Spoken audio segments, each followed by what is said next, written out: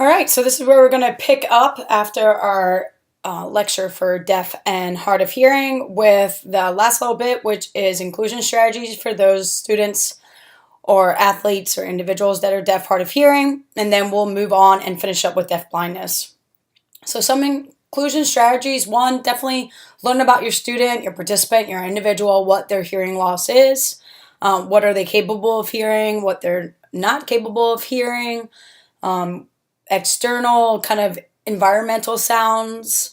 Also, they might have an FM system, which we haven't talked about, which would be something that you would wear and would be like a small microphone that then would be able to amplify your voice into their hearing aid. Are there any contraindications when it comes to the cochlear implant? We talked about that with getting wet or being aware of their sweat or static. Ask them about their teaching techniques. What works best for the student? How do they learn best? Do they want to be in the front of the class for demonstrations and movements so that they're able to see? Do they want to work with a peer buddy? Kind of look at different techniques and really ask them about how they learn best. Understand the role of the interpreter. So the interpreter would be providing the access to the language to the individual who is deaf or hard of hearing. One of the biggest things when it comes to working with an interpreter is you always want to make sure that you speak to the student themselves and not to the interpreter. And the interpreter would just be potentially standing next to you and then interpreting the English language into ASL. And then the individual will speak back looking at you, and then the interpreter will voice for that individual. And so you really want to make sure that the interpreter kind of seems like they're not present. So you want to address the student and the person or the client themselves by their name, talk to them, and just allow the interpreter to do what they do best, which is interpret the information. They're not called a translator. A translator is when you take verbal language into a written form. An interpreter is when you take verbal language into a different form of verbal language. So if you're talking about English to Spanish, that would be Spanish interpreter, just like an ASL interpreter. Make sure for inclusion that you're checking for understanding. One, that should be for all of your students or all of your participants, that they understand what you're describing, talking about, demonstrating, performing. But you also want to make sure that that student who is deaf or hard of hearing is also getting the information, is understanding. Also, you want to promote leadership of that student. They could teach the class a sign a day that's relevant to the topic. They could teach their peers about different signs that would help them, especially in activities, go, stop, wait, eyes on teacher are all beneficial signs that can be utilized. And there is the USA Deaf Sports Federation and also the Deaf Olympics that we've talked about a little bit before. All right, so for sign language, here are some resources. I will put them on the Blackboard so that you can utilize them if you would like to learn more about American Sign Language. And we're going to watch this short video. Can you date hearing guys like me? I'm like, yes, I've done that before. What's wrong with that? I mean, we just can't hear, that's all. What's your name and what do you do for a living? My name is Yvette, and I'm a house cleaner. My name is Cheyenne, and I'm actually a college student. Are you deaf? Yes, I'm deaf. Sorry, I'm a little nervous. Yes, I'm deaf. Completely deaf. What are annoying things that people ask you? Oh, where do I begin? Oh, there's so many. Let me think of one. Do you like music? Do deaf people actually have sex? I've been out a few times. Can you read and write? Can you understand my lips? Yeah, I don't like that one. You hear the same thing over and over and over again. Can you drive? Can deaf people drive? Oh, can deaf people drive? Like, obviously I can drive. Oh my gosh, that's so insulting. Well, people do ask me if I need a wheelchair, like at the airport. I'm like, hello, I'm standing in front of you. I just can't hear. Do all deaf people sign the same? Is it a universal language? I'm like, well, do you have a spoken universal language? It's not really a question, but they try to test me, like, are you really deaf? So some people yell behind my back. There's many things that are just really annoying, but if you ask me, do you wish you could hear? That's awful. So I would like to ask that question. Maybe your answer. Would you ever want to be able to hear? Well, I mean, I was born deaf, so I've never been able to hear. No, I don't think I ever wished that. Would you ever want to be able to hear? Well, of course. I mean, being deaf's not easy. You have to break through all kinds of obstacles. Yeah, there's a lot of times, I wish I could hear. I mean, that sense of feeling normal, because so many people in the world are able to hear and just wanting to fit in. But I would not want to be a hearing person for the rest of my life. I want to be deaf. I love my life. If I became a hearing person, it makes me think about that word privileged. Would I then feel privileged? And the thought of that really bothers me.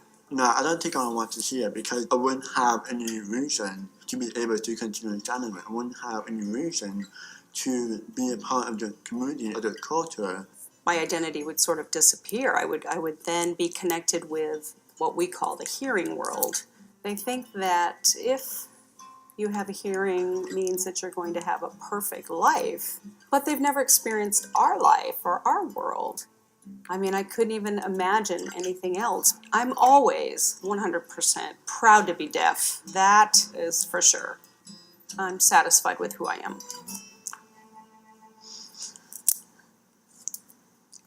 Oh, do you have something else you want to say?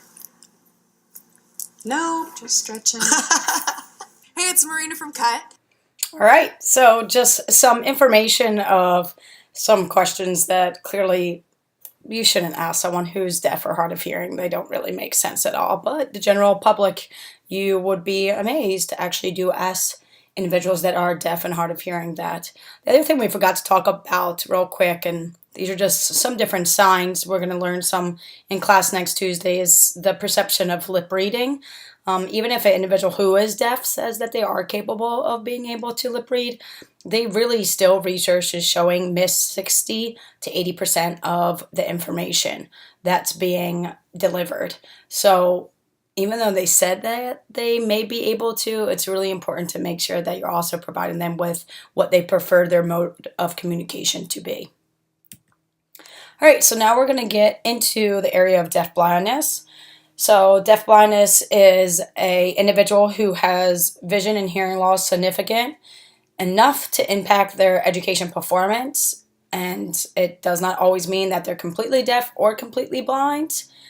And most individuals that are labeled as deafblind actually have some usable vision or hearing, or potentially both. But as with all of our definitions, that disability has to adversely impact their education performance. Now, the next aspect of this definition when it comes to IDEA is the fact that it does talk about having a hearing and a visual impairment. But the biggest thing is that it's the combination of those two that are occurring simultaneous that then is impacting their communication and their developmental and education needs. And this is the second part of the definition that many of you missed in the quiz, in the RAT, is that they cannot be accommodated in a special education program that's solely for children with deafness or solely for children with blindness. That due to the simultaneous hearing and vision loss, that they would need other specialized education.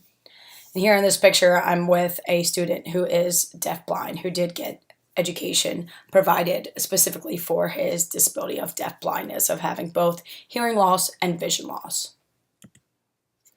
So what are the typical causes, of individuals that are deafblind? The leading cause for childhood, someone who's being born congenital deafblindness, is Charge syndrome. Then there's also Usher syndrome, which is progressive with vision and hearing. There's 3 different types. Meningitis could also be a cause, prematurity, and then there are a ton of other rare syndromes as well that could potentially cause deafblindness.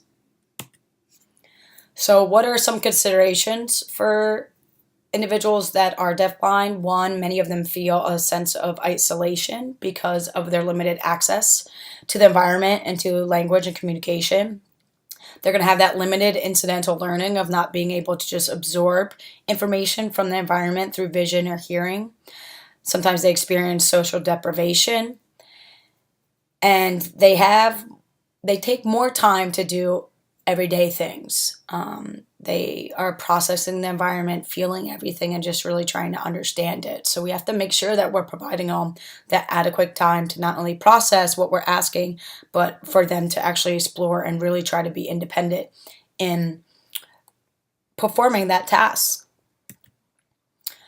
So again, communication can be verbal or auditory with or without any amplification. They could use American Sign Language. It could be close up in space, or it can be distant sign, so far away if they have tunnel vision. Tactile sign, in this picture here, you're going to see tactile sign, or this interpreter here talking to the student about kicking with tactile sign. They could use picture symbols, so the picture is then providing the communication if they have enough vision, or object cues, so the individual could feel an actual object and be able to understand what that means to communicate. So what are some steps to increase communication? Like I said before, remember to allow them to explore the environment before demanding right away instruction or communication. Listen to the individual, the child, the person who is deafblind, the interpreter, and their parents. It's best to kind of take continuous activities like biking, running, and swimming, inline skating, and then kind of go into discrete skills where there's a step 1, 2, and 3 at the beginning. So giving them opportunity to just move, giving them a time limit, and then going into discrete skills where they're working on preparation phase, execution phase, and then follow through phase. The other thing would be the difference between a closed skill and an open skill. So that's kind of relative to the externally paced factors of an open skill would be the varied environment, playing on a team where you don't really get to set the pace or how many times you get the ball or when you get the ball, compared to a closed skill could be something like dribbling a basketball from 2 cones 10 feet away, compared to an open skill would be dribbling a basketball on a basketball court with defenders. So you want to start with those closed skills, teaching them the biomechanics and the task analysis, and then gradually incorporating different concepts that are needed in open skill. And just make sure that they're able to use expressive, so tell you how they feel, what their wants are, questions, and their receptive language is being able to understand what you as an instructor or therapist or specialist is providing during the activity. So another way to increase communication is set up some common language. So give them a sign, a word card, or some way to identify objects that you have within your setting. Allow them to make choices and have control. Build on meaningful vocabulary. Even if you learn a sign of a day last week, use that sign and build upon it. Make sure that the language is based on the child's or individual's level. Link language to objects to equipment, and then link objects and equipment to a movement, game, or activity. So it makes sense. It's predictable. They have a sequence. They understand a basketball. They can feel a basketball. They feel the tactile touch. Then means that the basketball now is going to be used for dribbling. Compared to giving them like a kickball and asking them to kick it, throw it, and dribble it. Just doesn't make sense. Doesn't really provide any concrete knowledge if the week before you wanted me to kick it, but now you're asking me to dribble it and it's the same ball. And also promote additional communication and language of what's the same and what's different.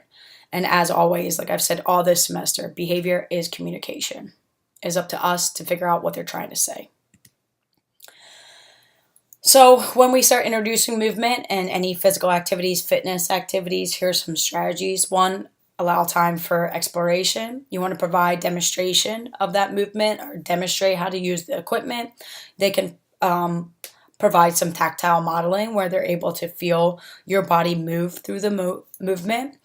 Another way of best practice is to perform the activities together. It's called coactive movement or imitation, where, if we were dribbling a basketball, I would dribble it the same time as a student dribbling it, or I would dribble it twice, the student would dribble it twice. So really building that being present, coactive back and forth. Follow the individual, follow the student, follow the participant, the client on what they're exploring, what they're wanting, what they're expressing. I believe adding rhythm is super important to any movement or physical activity or fitness that we do, and even taking turns, my turn, then your turn. Use any residual vision or hearing to aid in their learning. As always, that multi-sensory approach is key, and just continue to match that movement to a particular object or symbol so they understand and can anticipate what's happening. All right, so we already talked about multi-sensory approach, other teaching strategies. We talked about interveners, which is different from an interpreter. Intervener works with a student who is deafblind, who then not only provides communication of language, but also provides access of what is happening within the environment. You could train peer tutors to be assistants. You can provide hand under hand or tactile guidance as needed. So instead of grabbing their hands, you're going to put your hand under their hand to be able to provide guidance in a movement. Make sure you validate their performance, giving them feedback, thumbs up, a smile, pat on the back. Let them know you're excited and that you see them perform. Let them know how much longer, how many more they should be continuing this activity so that they don't get fatigued or bored. And then make sure you review what was accomplished and the product or the activity that was developed and what did they gain from that session. So you're including that cognitive perspective into it. All right, a little bit more. Remember, as always, teach age-appropriate activities. Teach activities that can be generalized. Generalized meaning that they could then take that information and use it in the community, use it at home, be able to use it in different settings. As always, provide choice and provide those movements and steps, that task analysis. And again, this picture just really being relevant about how the hands are used as their voice, and then also for their ability to hear with the access of ASL and especially tactile ASL. Thank you.